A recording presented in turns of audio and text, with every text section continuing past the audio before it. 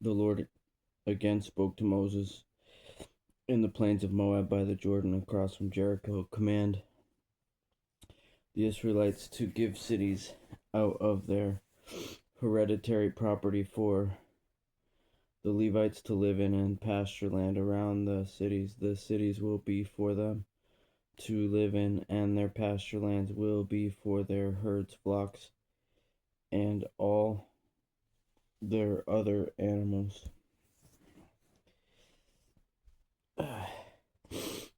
The pasture lands of the cities you are to give the Levites will extend from the city wall 500 yards on every side. Measure 1,000 yards outside the city for the east side, 1,000 yards for the south side, 1,000 yards for the west side, and 1,000 yards for the north side, with the city in the center.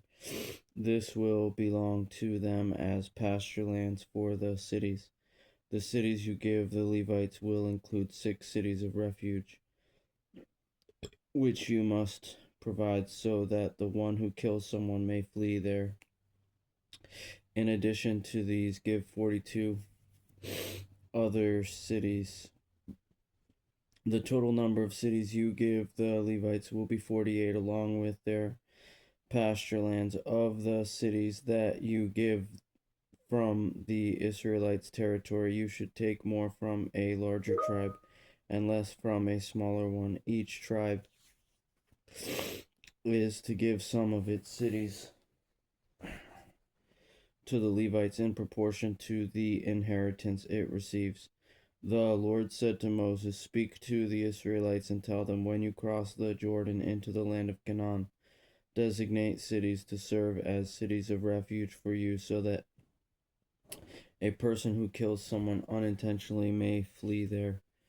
You will have the cities as a refuge from the avenger, so that the one who kills someone will not die until he stands trial before the assembly. The cities you select will be your 6 cities of refuge.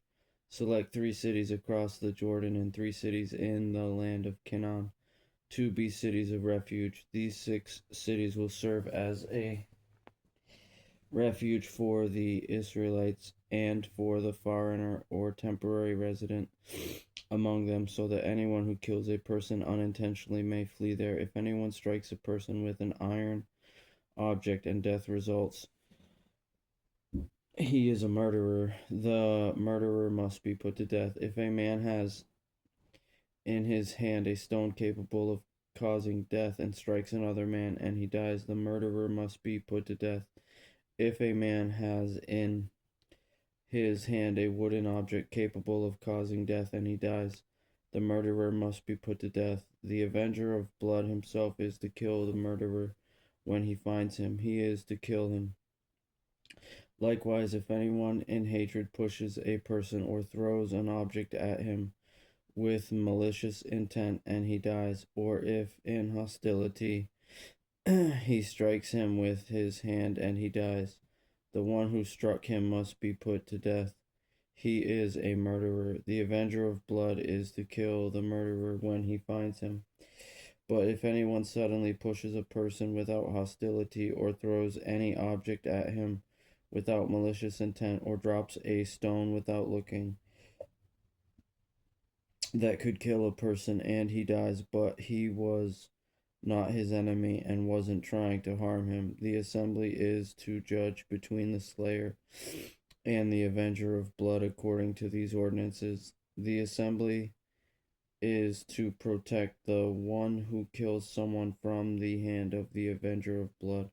Then the assembly will return him to the city of refuge he fled to, and he must live there until the death of the high priest who was anointed with the holy oil. If the one who kills someone ever goes outside the border of the city of refuge he fled to, and the avenger of blood finds him outside the border of his city of refuge and kills him, the avenger will not be guilty of bloodshed, For the one who killed a person was supposed to live in his city of refuge until the death of the high priest. Only after the death of the high priest may the one who has killed a person return to the land he possesses. These instructions will be a statutory ordinance for you throughout your generations, wherever you live. If anyone kills a person, the murderer is to be put to death based on the word of witnesses, but no one is to be put to death based on the testimony of one witness. You are not to accept a ransom for the life of a murderer who is guilty of killing someone. He must be put to death. Neither should you accept a ransom for the person who flees to his city of refuge, allowing him to return and live in the land before the death of the high priest. Do not defile the land where you are, for bloodshed defiles the land, and there can be no atonement for the land because of the blood that is shed on it, except by the blood of the person who shed it. Do not make the land unclean where you live and where I reside, for I, the Lord, reside among the Israelites.